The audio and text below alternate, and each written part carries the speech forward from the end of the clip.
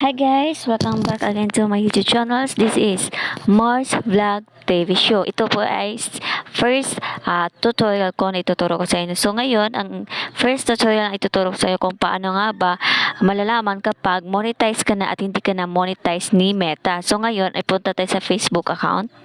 At pag nakapunta na po tayo sa Facebook account, makikita po natin dito yung ating 3 lines dito sa right side. So, i-click lang po natin.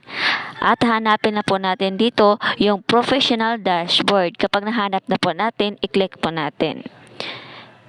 Kapag ito ay na-click mo na po, ay makikita po natin dito yung performance at followers at kung na-monetize na tayo ni Meta. So ngayon, malalaman natin kung na-monetize na tayo at eligible na tayo sa ating mga tools sa Facebook at saka sa Reels. Punta, i-click lang natin dito sa monetize.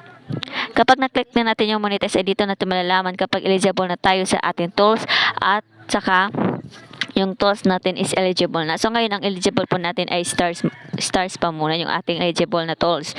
Yung iba is ads on Reels, bonuses, and streams ads. So, hindi pa tayo eligible. So stars lang ating eligible. So ngayon, yan po, namomonetize tayo sa tools natin na isa si stars. So ayan lang po.